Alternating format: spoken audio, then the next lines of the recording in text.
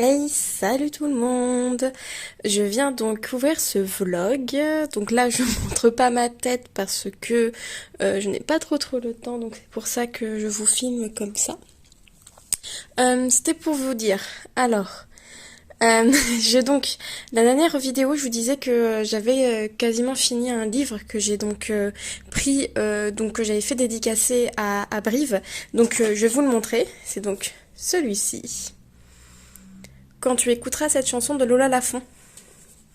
Je vous mets le résumé juste là. Faites pause si vous voulez.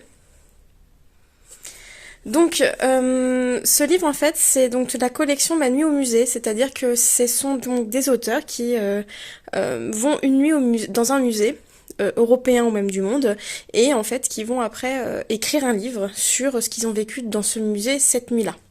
Lola Lafont, elle, est allée donc au musée Anne Frank à Amsterdam, et je peux vous dire que c'est un gros coup de cœur. C'est, je pense, une de mes lectures que je peux retenir de l'année 2022. Ça sera, en tout cas dans mon top 3, elle sera dedans, c'est sûr.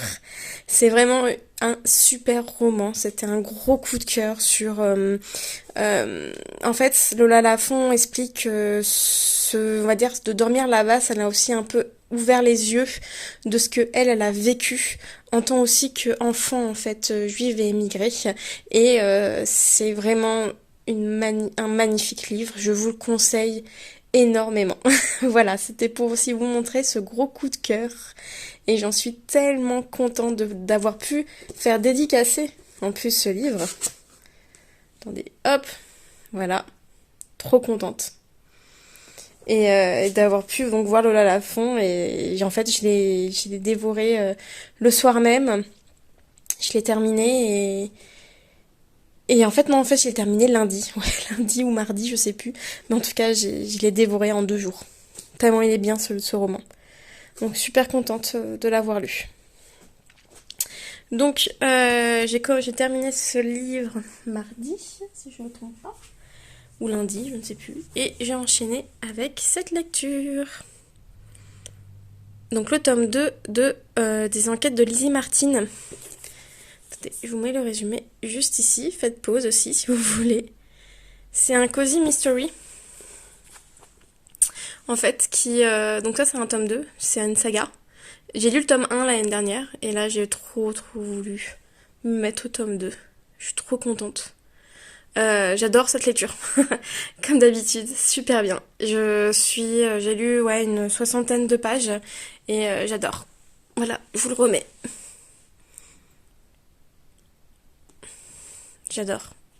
Plus la couverture, tellement dans le thème, un peu automne et tout, j'adore. Donc voilà pour mes lectures, je vous laisse ici et je vous reprends donc très bientôt.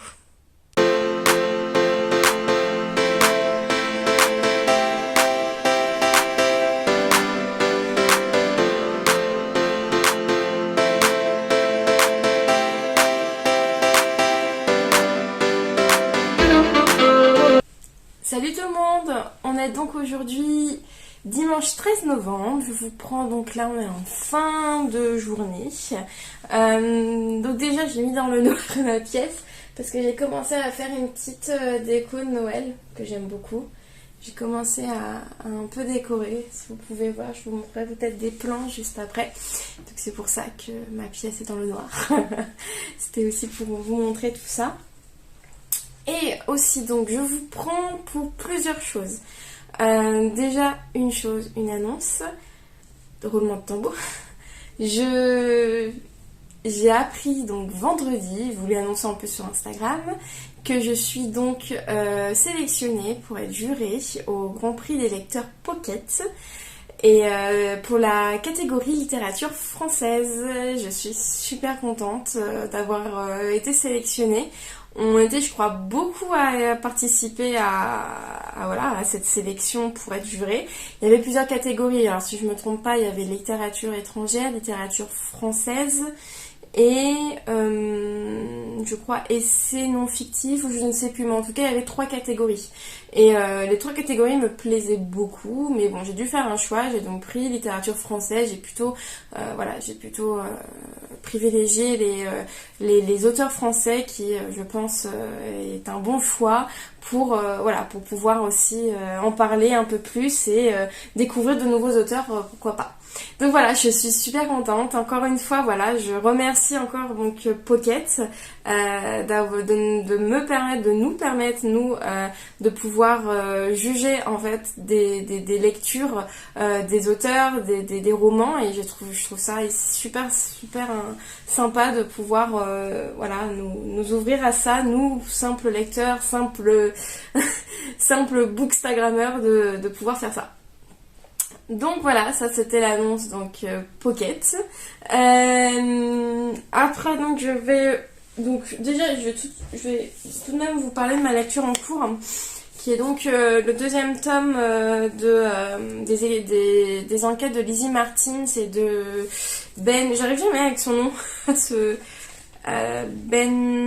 Benjamin Ross, voilà. C'est donc le deuxième tome.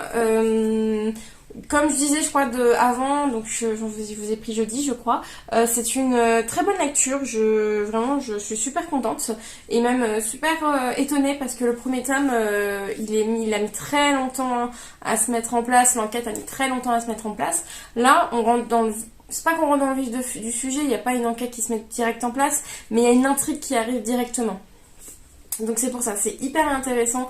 Encore une fois, cette fois-ci l'enquête ne se passe pas à Londres, mais elle se passe dans le Hampshire, je crois. Yes, c'est ça, dans le Hampshire. En fait, Lizzie Martin s'est envoyée donc autre part à Londres. Elle a envoyé en fait chez des amis de sa marraine, je crois, de la femme de son parrain qui est décédé, pour en fait être dame de compagnie pour une jeune femme qui vient de perdre son bébé et dont son mari est en Chine. Alors, voilà, donc elle se dit bon, ça va être assez triste d'arriver dans ce contexte-là. Et en fait, on apprend pas mal de choses. On apprend que cette femme-là, qui s'appelle Lucie, en fait, on se rend compte que pour elle, on lui a pas en fait, le bébé n'est pas mort, mais qu'on lui a enlevé. Quelqu'un lui a enlevé le bébé. Et elle raconte ça à tout le monde. Et un médecin a fait le voyage avec Lizzie Martin. Un médecin entre guillemets, c'est plutôt quelqu'un pour évaluer si cette jeune fille est folle. Et on va dire de là, on creuse un peu dans cette famille. Cette famille qui est en plus d'origine française. C'est une famille en fait qui a grandi à La Rochelle, je crois, voilà, qui est originaire de La Rochelle. Et sous Louis XIV, il y a eu la révocation de l'édit de Nantes. Et donc, cette famille qui était de confession protestante a dû partir. Et ils sont partis en Angleterre et ils ont fait fortune donc en Angleterre. Donc, c'est la famille Desroches, si je me trompe pas. Donc, cette famille-là cache aussi pas mal de choses. On est encore dans un contexte où c'est donc l'Angleterre de Victoria. Donc c'est l'ère victorienne, donc c'est on va dire une période très très sympa. C'est un peu comme on va dire la période de Sherlock Holmes en fait. C'est ça, cette période-là qui est vraiment assez sombre, assez humide. On est en fait dans un contexte un peu pesant. Et voilà, c'est toujours j'ai été assez étonnée que ce tome 2 arrive très vite, donc très très contente de ma lecture. Je suis donc à peu plus de la moitié. Il faudrait que j'avance vite aujourd'hui, car je dois commencer une lecture commune demain, donc j'aimerais bien, si possible, bien avancer aujourd'hui et finir demain. On verra bien. Voilà pour ma lecture en cours. Je donc vous prends aussi pour vous montrer 2 achats de ce week-end. Le premier, donc je vous ai dit que j'ai terminé donc le livre de Lola Lafont sur en fait vous savez c'est si je me souviens bien, Lola Lafont c'est quand tu écouteras cette chanson. C'est ce que je vous parlais, c'était un roman sur Anne Frank, sur la maison d'Anne Frank où elle a passé la nuit et j'ai vraiment, ça a été un très très très gros coup de cœur ce livre et je suis donc allée à la Fnac et bon. Comme ça, hein, je suis allée sans me dire je vais m'acheter un livre parce que bon, il y avait quand même Brive qui venait de se terminer, je me suis dit je vais pas non plus craquer. Mais là j'ai craqué sur un livre quand même qui valait la peine. Le journal d'Anne Frank. Journal d'Anne Frank qui a été donc réédité. Et si je me souviens bien, c'est la couverture, pas exacte, mais qui ressemble au carnet de Anne Frank. Donc ça, au vrai journal de Anne Frank. Donc ça c'est une réédition. Et donc vous voyez c'est une réédition en hardback. Très jolie. Moi, Anne Frank, donc je l'ai lu, je crois bien quand j'étais ado, si je me souviens bien. Donc je me suis dit que je vais me refaire une relecture de ce journal. Je ne sais pas quand, je me le ferai, mais j'espère très bientôt. Parce que c'est quand même, je pense que c'est quelque chose où on doit quand même le relire pour se souvenir. Je pense que c'est ça qu'il faut qu'on fasse de temps en temps, se relire des choses qui sont vraiment passées, que des personnes qui ont vécu des choses atroces, bon là c'est vraiment avant qu'elles soient déportées, mais c'est quand même, je trouve que c'est quand même un écrit très important. Et voilà, bon, les pages sont très fines, c'est ça que je suis un peu déçue. C'est vraiment très très fin, le papier est très très fin. Donc il faudrait vraiment que je fasse gaffe parce que ça peut, en tournant une page, tu peux déchirer facilement. Mais voilà, je suis très contente de l'avoir trouvé et on fait une très belle édition. Et en plus, c'est un texte intégral. Parce que Lola Lafont nous rappelle que, bon ça c'est pas un spoil hein, mais ça on le sait, que lorsque son père a été approché pour publier donc son journal, ils ont censuré des passages de son journal. Dont des passages où elle parle de sa sexualité et de ses règles. Et donc ils ont censuré ces passages-là. Et moi, ça me tenait à cœur qu'il n'y ait en fait pas de censure. Pour moi, voilà, faut qu'on ait la Anne Frank comme on avait dans les écrits. Donc c'est pour ça que j'ai trouvé, quand j'ai vu texte intégral, je me suis dit, bon bah parfait, c'est ce que je veux pas lire la version censurée. Moi je sais que mon chéri a lu la version censurée là il y a quelques années, je crois, il l'a relu il y a 1 ou 2 ans, et je sais qu'il a lu la version censurée. Donc c'est pour ça, moi ça me tenait à cœur de pouvoir lire la vraie version. Donc voilà pour Anne Frank. J'ai aussi donc craqué, c'est pas bien, pour celui-ci, La Dame de l'Orient Express de Lindsay Ashford. C'est donc un roman qui parle de Agatha Christie. Agatha Christie que j'aime beaucoup, que j'ai lu déjà pas mal de romans d'elle, ou relu même de romans d'elle, dont un donc qui, oui, parce que bon je vous en parle pas beaucoup, mais moi j'aime beaucoup Agatha Christie, et un de mes romans préférés d'Agatha Christie c'est Ils étaient 10, qui était pour moi une révélation. Quand j'ai lu ce livre, je me suis dit mais what, c'est quoi ce genre de livre? Je crois que je l'ai lu en 2 jours, et tellement je voulais lire la fin, j'ai dû le finir à 3h du mat un soir. C'est tellement, j'étais dedans, et je voulais vraiment savoir cette intrigue qui était une intrigue de malade. Qu'est-ce que c'est cette intrigue? Qui était derrière tout ça? Et vraiment, vraiment, c'est vraiment la reine du crime, hein, excusez-moi, mais c'est vraiment la reine du crime. C'était la reine du crime. Donc, j'aime beaucoup cet auteur. Et donc je me suis intéressée à sa vie, et ce livre-là est inspiré en fait d'un épisode méconnu de la vie d'Agatha Christie. Donc je vais vous lire le résumé. Octobre 1928, son divorce lui a laissé un goût amer. Partout, Agatha Christie croit voir le fantôme d'Archie, son ex-mari. Jusque dans les couloirs de l'Orient Express où elle vient de prendre place sur une fausse identité. Elle se sait pourtant privilégiée. Le meurtre de Roger Hawkward l'a rendue célèbre, et rien ne l'oblige à rester en Angleterre pour écrire son 2e roman.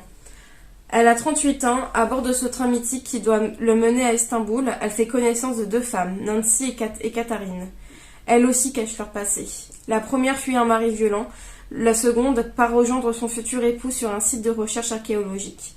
Et c'est à Ur, en Mésopotamie, qu'un drame se noue, aux répercussions inattendues. Inspirée d'un épisode méconnu de la vie d'Agatha Christie, la Dame de l'Orient Express explore l'amitié féminine forgée par les épreuves partagées et le pouvoir des secrets. Super, vraiment, je suis trop pressée de le lire. Je vous avoue, là, je me tape même à tout baldinguer et à le commencer. Je sais pas encore, mais je me demande si je vais pas vous proposer une lecture commune sur ce livre. Pourquoi pas? Je sais qu'il est sorti en version poche, chez HarperCollins, je crois bien. Donc je me dis, si des personnes l'ont, pourquoi pas nous lancer dans une lecture commune pour décembre. Je vais voir, je vais peut-être faire un petit sondage sur mon Instagram si ça vous dit. De venir, voilà, de le lire avec moi. Je serais très contente. Voilà pour mes petits achats déraisonnables. C'est tout. J'ai publié il y a 2 jours, je crois, mon concours pour les 2 ans de ma page Instagram. Vous êtes déjà pas mal à participer, donc merci pour cet engouement et voilà. Donc je vous laisse là et je vous retrouve donc tout à l'heure.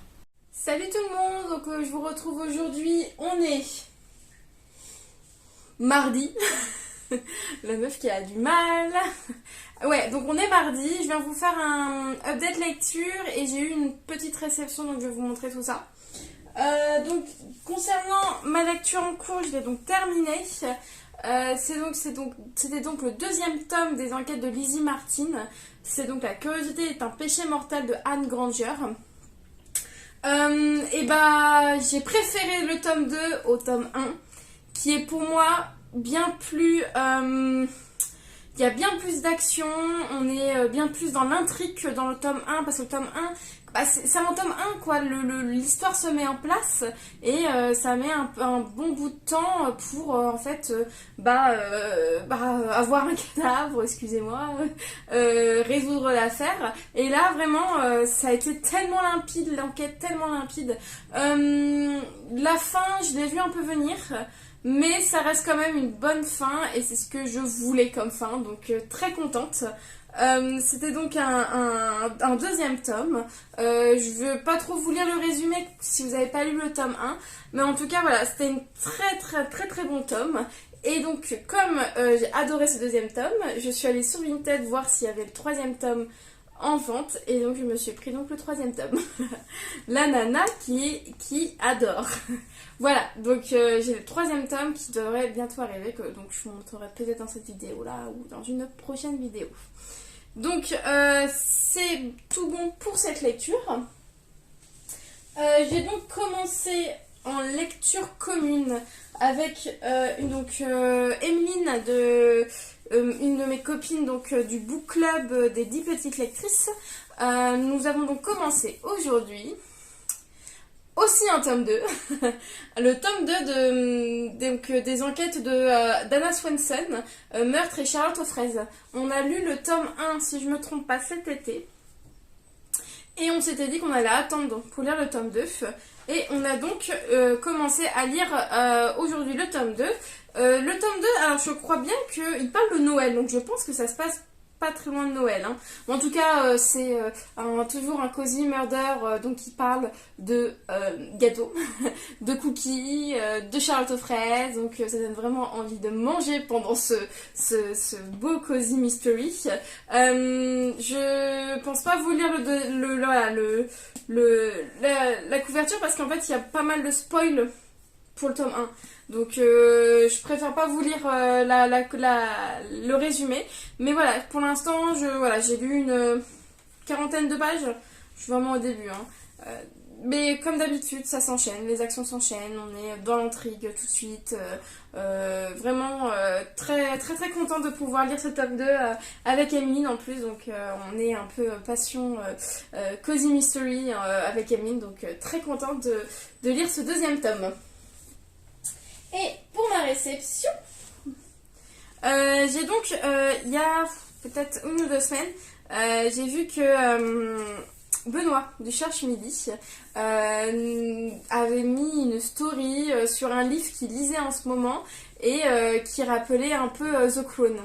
Et The Clone, c'est vraiment une de mes séries préférées, avec Outlander bien sûr.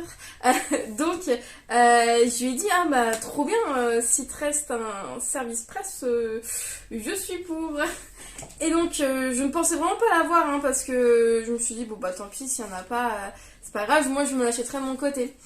Et donc j'ai reçu dans ma boîte aux lettres le livre, trop contente. C'est donc un livre qui s'appelle Triangle amoureux chez les Windsor de Christopher Wilson. Sulfureux. Dancing with the Devil.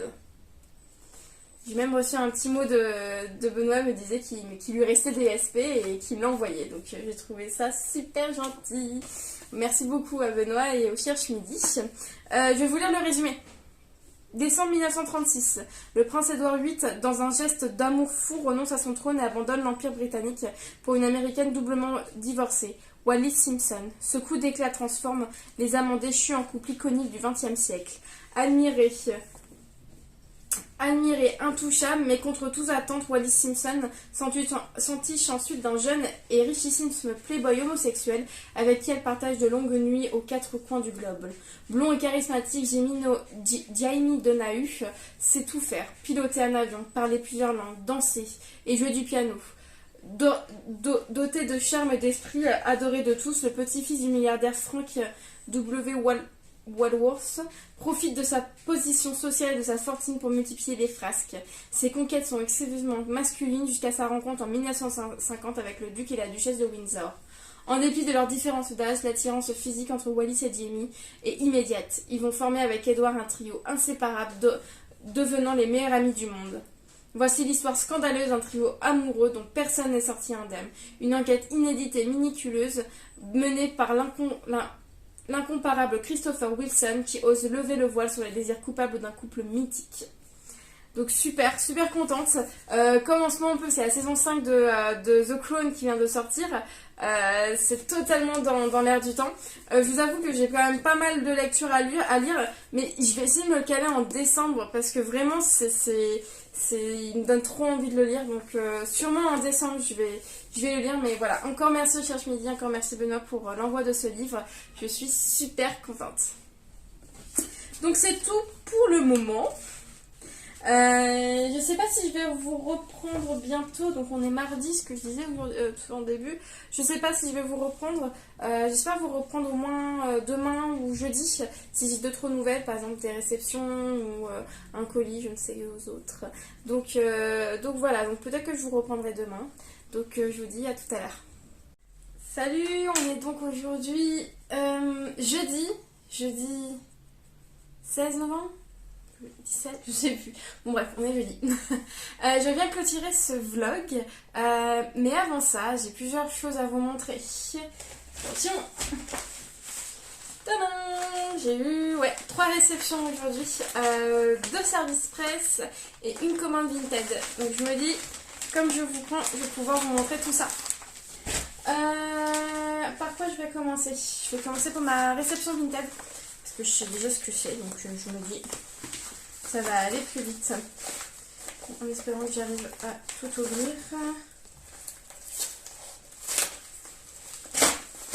C'est bon. Oh, c'est super bien emballé. Alors.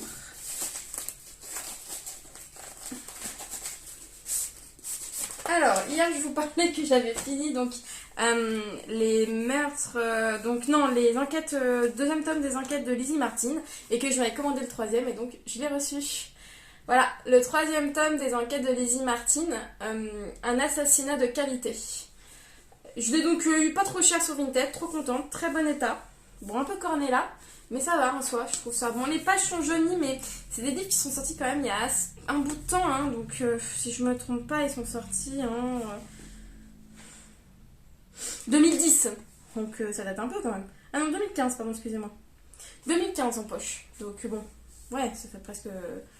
ouais, un peu plus... donc c'est pour ça, c'est un peu jauni, mais bon, c'est pas trop grave. Je vais vous lire le résumé.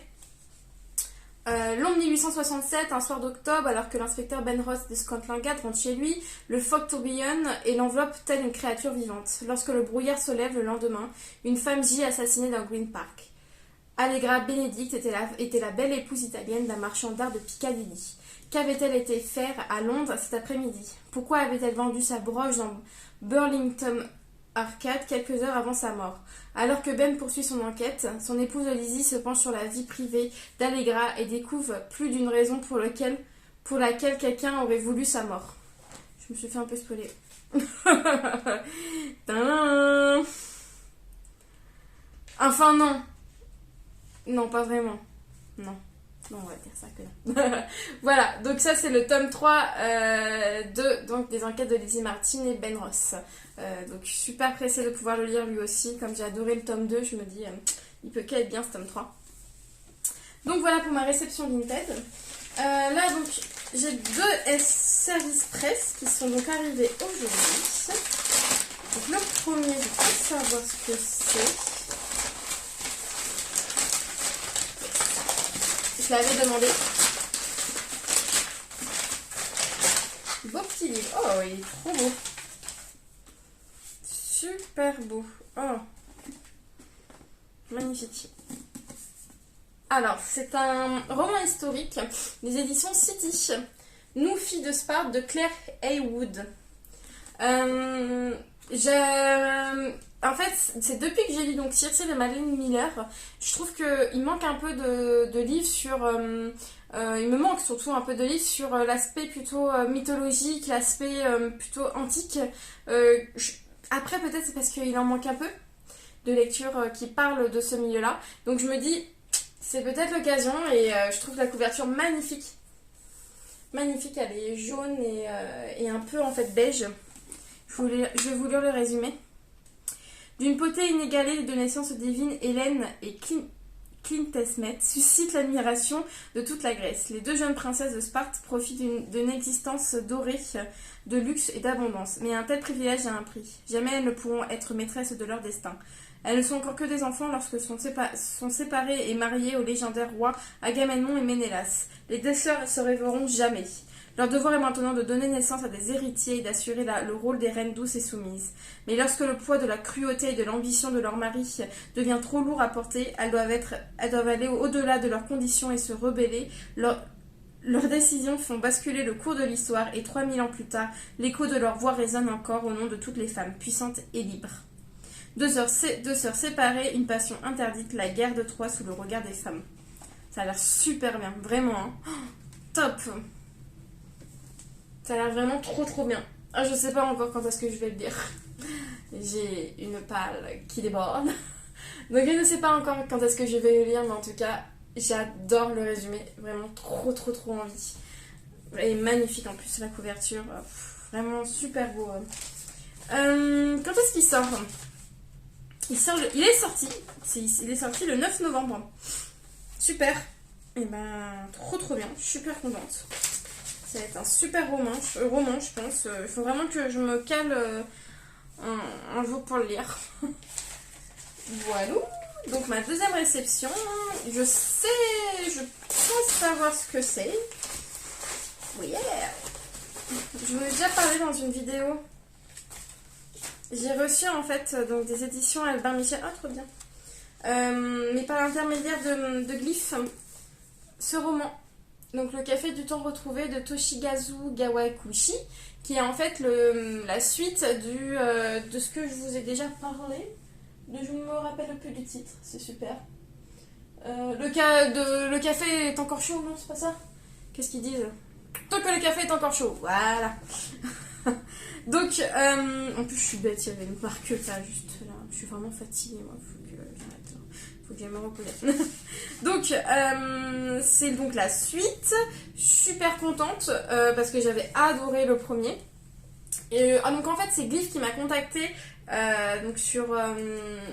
qui m'a contacté par mail pour me proposer de lire en fait ce livre-là et de le recevoir donc par Albin Michel et après de donner un avis sur Glyph sur Instagram et je crois, sur Babelio.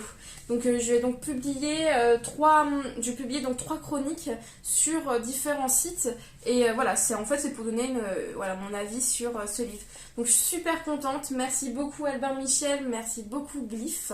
Alors si vous connaissez pas Glyph, Glyph c'est une appli où on répertorie en fait tous les livres qu'on a dans notre palle, donc les livres qu'on a lus, les livres qu'on a, notre wishlist. Moi vraiment c'est une appli, en fait j'utilise 2 applis, j'utilise Glyph et Babelio. Glyph parce que j'aime beaucoup en fait je mets plutôt ma wishlist sur Glyph et voir un peu les actualités et voir je sais pas, j'aime bien mettre cette wishlist à jour plutôt là. Et Babelio c'est plutôt pour le comptage des livres hein, parce que j'aime bien, ils font une courbe des livres qu'on lit par mois et par an et j'aime bien savoir à peu près combien de livres je lis par an et je trouve ça assez sympa. Donc voilà, super contente, merci beaucoup Albin Michel. Je pense que là je termine ce livre-là et j'enchaîne avec lui parce que vraiment il fait 200 pages hein, et c'est écrit super gros. Voilà. Je sais pas si je vous lis... Bah si, je vais vous lire, en résumé. La légende raconte qu'un petit café tokoïte propose une expérience unique à ses clients, voyager dans le passé, le temps d'une tasse de café. Gataro voudrait revoir un ami décédé il y a plus de 20 ans. Yukio dire à sa mère combien il s'en veut de n'avoir été plus près d'elle. Katsuki retrouver la jeune femme qu'il regrette de n'avoir épousée. Kiyoyoshi, un vieil enquêteur, offrir à sa femme le plus précieux des cadeaux. Se réconciliera-t-on-il avec le passé? J'ai du mal, hein. L'articulation c'est pas mon fort aujourd'hui. Donc voilà, je pense que ça va être vraiment... je vais enchaîner avec lui juste après ma lecture en cours. Ça va être sympa et je pense que ça va être très très facile à lire. Donc voilà pour mes réceptions. Je vous tiens là parce que j'ai oublié de vous dire en fait la dernière fois que je vous ai pris que j'ai terminé ma lecture audio. Enfin, que j'ai commencé début octobre quand même. Hein. Mais comme j'écoute dans le métro, j'écoute dans le RER, quand je marche, bah, en fin de compte, ça me fait pas beaucoup de temps hein, pour écouter. Et parfois, je vous avoue que j'aime bien écouter aussi la musique, donc voilà, je fais les deux. Voilà, donc j'ai terminé le bureau des affaires occultes de Éric Foissier. Coup de cœur, magnifique, super bien. J'ai adoré ce roman. Comme je vous disais donc précédemment, c'est un roman thriller policier qui en fait qui se passe donc pendant la révolution de juillet, après la révolution de juillet, donc pendant le règne de Louis-Philippe. Et on est dans un Paris assez moite, assez mystérieuse, tu sais, vous savez, avec une ambiance assez particulière, un peu de crime et d'épouvante. Et vraiment, j'ai adoré ce roman. Je sais que la suite est sortie... Il est sorti là, hein, il est sorti il y a quelques mois. Je vous avoue que c'est quand même un gros format, hein, je vous avoue c'est quand même un gros format. Je vais attendre que la sortie poche sorte pour pouvoir le lire parce que vraiment la suite doit être super. J'ai adoré donc Valentin Verne qui est vraiment un enquêteur, on s'attache beaucoup à lui parce que en fin de compte il y a 2 enquêtes, on va dire entre guillemets 2 enquêtes dans ce roman, dont une enquête qui est en fait liée à lui et je trouve qu'on s'attache beaucoup grâce à cette enquête là à ce personnage et voilà, j'aime beaucoup, donc très pressée de pouvoir lire la suite. J'ai donc terminé ce roman-là en lecture audio et j'en ai commencé un autre. J'ai commencé donc le tome 2 donc, des enquêtes d'Agatha Raisin qui s'appelle donc Remède de cheval. Pour beaucoup, je pense qu'il y en a beaucoup qui aiment Agatha Raisin et qui ont lu Agatha Raisin. Moi, j'en ai pas lu beaucoup. J'ai dû lire le tome 1 et un tome comme ça au hasard un jour quand je me suis dit, ah, bah, tiens, je vais lire Agatha Raisin. Je vais prendre ce tome-là. Alors que rien à voir. Bon bref. Donc ouais, je crois que j'ai lu le tome 1 et le tome 19, vous voyez, donc ça n'a rien à voir. Et moi aussi j'ai lu le tome 1 des enquêtes de Hamish Macbeth de la même auteur. Et donc voilà, moi je l'écoute, je trouve ça assez marrant d'écouter Agatha Raisin. Toujours un caractère de cochon, hein, cette Agatha Raisin. Hein. Elle, toujours qu'elle veut, qu'elle veut avoir raison à tout et séduire plein d'hommes. Non, elle est marrante cette Agatha Raisin, j'aime beaucoup pour l'instant. c'est une petite lecture audio, hein, donc ça dure à peu près 4 heures, 3 heures, parce que je me suis dit que là quand même on est ouais, à la mi-novembre et je ferais bien écouter une petite lecture pour enchaîner en décembre plutôt que sur une plus grosse lecture audio.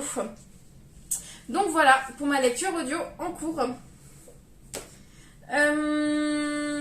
Et pour ma lecture tout court en cours, je suis donc toujours sur la lecture donc, du deuxième tome de Meurtre et Charlotte aux fraises, donc les enquêtes d'Anna Swenson. J'ai bien avancé, hein, je suis au chapitre 8, vous voyez, je suis à un tiers du livre. Je suis assez contente de ma lecture, j'aime beaucoup. Je préfère presque ce tome 2 au tome 1. Alors après, c'est vrai que maintenant que je prends un peu de recul sur tout ce qui est un peu Cozy Mystery ou début de Cozy Mystery, en fait les premiers tomes c'est souvent des tomes introductifs. Et les tomes introductifs sont très longs parce qu'il faut quand même introduire chaque personnage principal, il faut nous mettre un peu, comment dire, nous donner des clés en fait sur les personnages et voilà, et construire en fait construire un récit autour de tous ces personnages là. Et donc je me rends compte que les tomes 1 j'ai beaucoup de mal, mais les tomes 2 j'adore. C'est comme un détective du Yorkshire, j'ai eu un peu de mal au premier et là vraiment j'adore ce Cozy Mystery. Pour avoir lu pas mal de Cozy Mystery maintenant, on va dire que je suis quand même une adepte du Cozy Mystery. Pour vous dire, je crois que c'est une de mes séries d'enquête préférées, celle-ci. Même si, bon, les détectives de Yorkshire, j'aime beaucoup, je pense que celle-ci, c'est vraiment une de mes préférées. Et je réfléchis, parce que je me demande même si les enquêtes de Lizzie Martin, c'est pas aussi une de mes préférées. Hein. Vraiment, ces deux-là sont vraiment top. Hein. Vraiment, je vous conseille c'est de commencer ces lectures-là, parce qu'elles sont vraiment géniales. Donc voilà, je crois que je vous ai tout dit. C'est déjà pas mal. Donc je clôture ce vlog ici. J'espère que ça vous a plu malgré que j'ai pas fait beaucoup de plans extérieurs. Je vous avoue que j'ai pas énormément de temps malheureusement de prendre mon téléphone et de filmer. J'ai des semaines assez hard en ce moment. Comme je vous expliquais, moi je travaille donc dans tout ce qui est éducatif, pédagogie mais en supérieur. Et en ce moment c'est la préparation des partiels qui arrivent en décembre. Donc j'ai pas mal de boulot et je vous avoue que je pense beaucoup de boulot et j'ai du mal à prendre mon téléphone et vous filmer des plans même dehors ou même dans le train, j'ai vraiment du mal. Donc voilà, je suis désolée pour cette vidéo là, vous n'allez pas avoir beaucoup de plans externes que ma bibliothèque. Mais voilà, je vous laisse ici. Donc je vous reprends donc juste après pour ouvrir un nouveau vlog. J'espère que ce vlog-ci vous a plu, que vous avez noté des lectures qui vous plaisent et qui vous a donné envie. N'hésitez pas donc à commenter, à liker et à vous abonner par la même occasion. Et voilà, moi en tout cas je suis très très contente en ce moment. J'ai énormément d'opportunités dans le milieu des livres, on va dire. Et voilà, je suis très contente en ce moment de tout ce qui se passe. Et j'espère que vous, en tout cas, que ce vlog vous plaît. Et que ces vlogs vous plaît et que tout le contenu que j'essaye de produire vous plaît en tout cas. Donc je vous retrouve à une prochaine fois. Et d'ici là, je vous souhaite donc de très bonnes lectures.